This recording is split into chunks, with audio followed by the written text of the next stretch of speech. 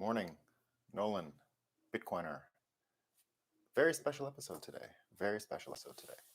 Um, we've got a story, I think, that allows us to start picturing how Bitcoin can influence World War III directly. And in a way, this is kind of an emergency show because I think I figured out a way to deploy Bitcoin right into the conflict. The thing that Bitcoin has going in El Salvador, with the El Salvadorian government taking it as a national currency that everyone can use, and issuing the bond and integrating the energy system, is great, but it's still kind of on the margins in the sense that it doesn't enter the dialogue of the tensions around China, Pax Americana, the global financial system. If we go and look at the Solomon Islands, which is where Guadalcanal is located, so just north of Australia in the Pacific Ocean, we start to get a real idea of how Bitcoin can jump into center stage, not just as an asset, not just for finance, but to really start making things clear to people where Bitcoin can help, right? So I'm going to pull this example out and say that this is actually should be anyway, a mega priority for Bitcoiners, because this is an opportunity for us to level up that doesn't come along every day. And it looks like the simulation is giving it to us. So we've almost got to do this, and I'll explain that. So Guadalcanal, a little history lesson. World War II, Guadalcanal is the main island of the Solomon Islands. There's a few islands. I don't know how many. I've never been to the Solomon Islands. I'm absolutely not an expert on the Solomon Islands, just so everyone knows. I've got some understanding. Guadalcanal, I get. What happened in Guadalcanal in the Second World War is that, so 1941, the Japanese attack Hawaii and the American Navy, and they wipe out a bunch of ships. And the point is to cripple the American Navy for the duration of the war, so that, obviously, Japan can be expansionist in the Southern Pacific, Pacific Ocean, the entire Asian continent, which they went out and did, right? Now, what happens in Guadalcanal is the Americans, when they start rebuilding their navy and engage in the war, so 1942 and 1943, they realize Guadalcanal is a priority and they must take it. They get it really early. They realize they're building an airport there. The Japanese are building an airport there. So they rush in, they grab Guadalcanal, and then the Japanese want it back. So they end up putting a huge amount of naval resources. Their navy at this time is much more powerful than the Americans, it's perceived anyway, because of the damage inflicted in Hawaii. So they come in with all these ships, and it ends up being one of the greatest naval battles in the history of the world. And I believe in World War II, it is among the largest battles that occurred. And it ends up being a major inflection point for this reason. The Japanese lost more ships while they were much stronger before Guadalcanal than the American Navy. And the American Navy suffered heavy casualties in that battle. Nevertheless, the American Navy won. And that was pretty much the end of the Japanese having superiority at sea from the Americans. The Americans never stopped getting better from then on and continued to just roll over, and in the end, wipe out most of the Japanese Navy and make them completely ineffective. But it started in Guadalcanal. Guadalcanal is still recognized as a kind of pivot point, particularly in the Asian theater, in the Pacific theater, and in the nautical battles. So it was a huge victory for the Americans. Many people believe, pre-D-Day, it's the beginning of American victory, right? It's a really important piece. And the reason why I mention it in that context is that simulation piece, because here's what's going on today. This is the most, forget all the history now. You got it. What's happening today is the most important for, of course, this conversation and for Bitcoin. So here's the story. America built a bunch of infrastructure there over the years. It still has a very strong strategic position. But I don't think America really concentrated on this asset. But it turns out the Chinese coveted it. I don't want to mind read what's going on in China. They targeted it and clearly pumped resources into it, right? Money and influence is what ends up happening. So we've seen the playbook, Chinese agents, for lack of a better word, enter institutions and start pushing on levers, and they throw a lot of money around. The president of the Solomon Islands ended up getting $100 million loan. So they splash cash around, right? So $100 million loan from China, right? So $100 million went to the president and administration of Solomon Islands. Let me remind you, it's under 1 million people, okay, just to give you context so you understand the scale. It's under 1 million people, about 600,000 or 700,000 people. So smaller than, a small American city or not a huge place at all, and multiple islands. So $100 million is a lot of money in that part of the world for sure, anywhere, but there, it probably goes a long way. But it's a loan, right? So it's a loan. Now America jumped in and stopped the previous rising Asian imperial country. Now we see the simulation has delivered another rising Asian imperial country and has saw fit to put them in Guadalcanal, or at least saw fit to create an issue in Guadalcanal. And the issue is this. This is where things get really weird, right? So bear with me. The president, right, has taken all this money from Chinese folks and started giving out contracts to, they're building a new stadium, Chinese developers, right? We've seen that battle plan before as well, right? It's usually when the loans come and they're for infrastructure, often Chinese engineering firms get the contracts and come in and build it. We've seen it with ports, we've seen it with airports, we've seen it with roads all around the world. The Belt and Road, I think, is mostly that battle plan. So you've got all these projects, you've got the debt that goes in, the money comes in, and in this case, the contracts start going out. Now, another island, not Guadalcanal, another island, run by a fella named, it's the Melita province, run by a guy named Daniel Swidani, Daniel Swidani. And he put out something this past autumn called the Ayuki Communique, really important thing. What he says is his island is a Christian island, and they specifically reject police states and say that they don't want any influence in China, from China in their homeland.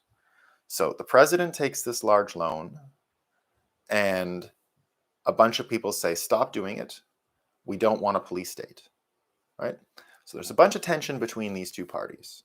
Okay, so the president and this other fella is a premier of an island, right? So like a province. He's like a state governor, right? So a state governor is criticizing the president of all the islands for being too close with China.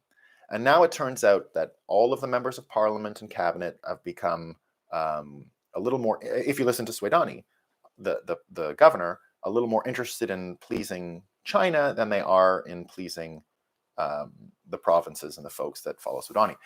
They moved against Swidani about a month ago, and it caused some rioting. Some of the local folks loved him and, of course, follow him and disagree with the Chinese influence and agree with this governor. So they tried to censor him. Basically, they had to pull away from that. Swidani, had the will of the people behind him, and enough people came out and supported him. So that was where we left things. Swidani tried to organize a reconciliation meeting between the government that was accused of being too pro-China, the president being accused of too pro-China, being too pro-China. And Swidani said, let's get together and sort this out. And we should be, we'll be able to avert more violence and more protests and things like that. So they do the reconciliation meeting, but the government doesn't show up, right? So it's supposed to be to reconcile things. They're going to come together and maybe make some dialogue and headway on this Chinese loan, Chinese influence versus directly opposing a police state, right? So that's the tension, right? But then the government didn't show up. They just didn't show up, right? So nobody came. The people who were with Swidani and want to oppose Chinese involvement on the islands end up burning, protesting in the capital, right? Here's where things get really gross. I mean, really gross. You've got a complete media fail at this point, right? So the media coverage then becomes protesters in Solomon Islands burn down. They said the prime minister's office at one point. It ended up being just a little tiki hut where people smoke, and it looks like it was police tear gas anyway that lit it on fire. So they didn't, a couple things were burnt maybe. It didn't look anything near a protest in America. The scale was much less. So the media coverage, Reuters, The Guardian, it's all along the lines of, police stop protesters, et cetera, et cetera. There's no context about China. There's no context about fighting. In the end, the way the media in the West is covering it, Reuters, enemy of the people at this point, no question, not mentioning China, really giving an excuse, right, to the governments of these areas to suppress the locals. What ends up happening next is unbelievable. It's the end of Pax Americana. It certainly must be. About 1,000 protesters in total in Solomon Islands. Australia sends 100 peacekeepers. Fiji sends 50 peacekeepers. Papua New Guinea sends 50 peacekeepers. You got 200 peacekeepers, armed soldiers, to deal with 1,000 protesters on an island, not more than 700,000 people, right? And in the end, what we see from Reuters, what we see from The Guardian, the media, the headlines, is exactly like the stuff you'd see in Chinese state media. It's CCP talking points, right? Must suppress, no context to the rioting, no context to the protests, no mention of Swadani, just an excuse for the president now to have these Australia is hardly there anymore, have these security forces enter the country and help them suppress the protest, right? To help them suppress the protest. So unbelievable, right? Literally unbelievable. As far as I'm concerned, unbelievable, wrong. Very predictable, I guess. But if you haven't seen this kind of thing before, how much omitting, framing the media does in its stories, you would be surprised, perhaps, that they have so easily abandoned an American Western worldview and completely adopted the Chinese Communist Party worldview. So that just goes to show you the influence of money in this case, right? So we've got, money flying in from China. Now you've got a curfew for the locals. You've got, and so I guess part of what the protesters did is they burnt down some stores in Chinatown, some businesses. They did find a few bodies. So I don't want to say that these protesters are, it's not, the Leaf Hut thing, I'm downplaying it. I don't know everything that's going on there. So I don't want to say I know everything about these protesters. Maybe they did kill a few people. I don't know. But to me, the tragedy of some singular deaths require anyway the context, right? So if it was in Chinatown, I mean, I'm not condoning any violence against any Chinatown, but that's a detail that should be mentioned in any media story, right? There's a reason why some of this violence is targeted, right? There's a reason why some of this violence is targeted. A lot of Chinese agents have flooded into the country, and they're the ones spreading the money around, right? They're the ones spreading all this money around. So one of the main problems, and then I guess here's where an important detail that I missed. The $100 million that came in for the president, right, that even got Swadani in the first place, the governor, to oppose them, is something they call in the Solomon Islands the switch, right? So what switch do you think we're talking about if we're talking about China? In this case, it's Taiwan, right? Solomon Islands, because it followed Pax Americana, had a very American foreign policy, dovetailed with America, recognized Taiwan. The $100 million that they gave them was so that they would switch their acknowledgement to China, right? So that happened. That already happened just 2 years ago, right? 2019. That's what brought the money pouring in, right? The switch. Everyone in the country calls it the switch. That's what Swadani was opposing. The switch to him the governor of that island, the switch to him meant that you might be accepting a police state into your cocktail of political systems, right? Because now you've taken money from these folks, you're probably beholden to them, is his logic, right? Of course, it looks like he's right, but the switch was what got him to specifically oppose police state influence on the Solomon Islands, saying that as a Christian island, as Christian islands, as a Christian nation with this deep-rooted sense of Christianity, rejected atheist police states, right? And there's the start of Swadani's troubles. So let's put it into the context of Bitcoin, World War III, World War II, and the simulation, right? So the simulation, one context for the simulation is that there's such a thing as code reuse. It's the only way to basically keep the operating system going and not make it stutter. So I'm just playing. This is just fun, but the symmetry is important, and these kinds of contexts I think help understand the importance of Solomon Islands, because I'm only mentioning the simulation in order to help build the case for what I'm about to mention. So Guadalcanal is the point where America turns the war in World War II, right? Now we see that the money, the $100 million that the Chinese have injected into an island of less than 1 million people has resulted in tremendous influence, right? They've got, it looks like they've been able to trick Western media into supporting sending troops to protect a government that's beholden to China. So once again, the important thing is here, the money looks like it's influenced the media, the Western media, to offer coverage that is identical to Chinese Communist Party coverage, right? Where have we seen that before? So we've got the exact copy of the talking points, and you might as well just take away, I've got a bunch of favorite Chinese state media, but you might as well just take away the Guardian's title and Reuters title and just put one of these other firms in there, right? Because it's the same headline. The same editors are working on this material.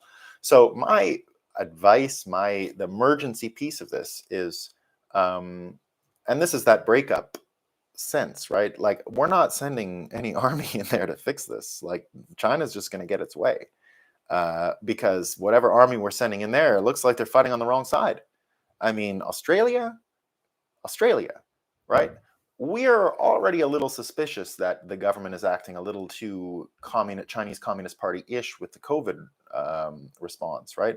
And there are a lot of people in the world who think that governments are testing their ability to mimic Chinese Communist Party interactions and relationships with people, right? Social credit seems to be becoming more popular, and you can even speak about it openly now in America or Europe and not get sort of laughed at, because people have been primed, right? They've been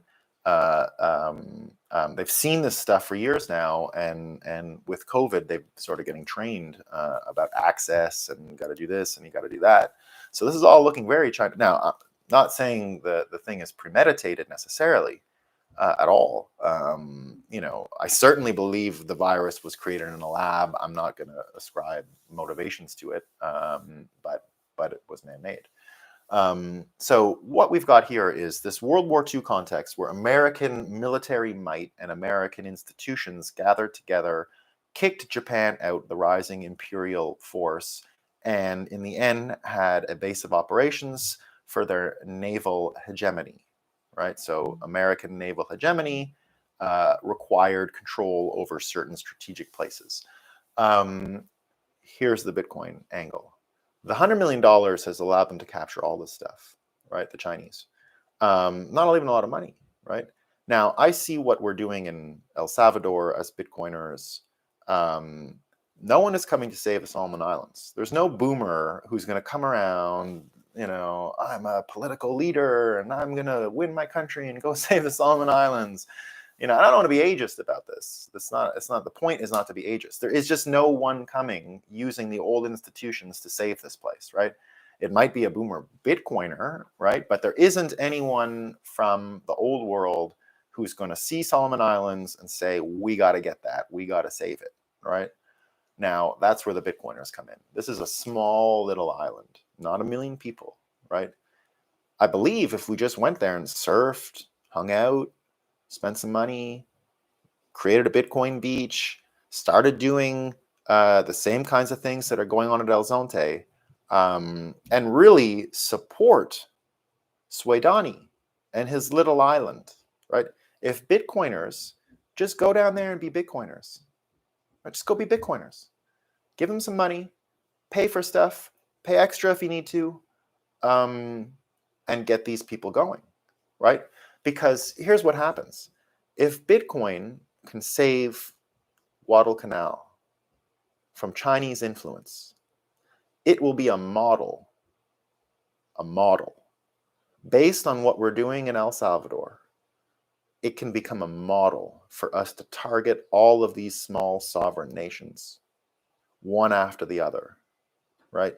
It's the old domino theory again from communist times, but in reverse, right? It's not Vietnam and then the whole world goes communism if we lose that. It's Guadalcanal and the whole world goes Bitcoin if we win there, right? That's the mental model. We have a blueprint from El Zonte. We have a blueprint from El Salvador.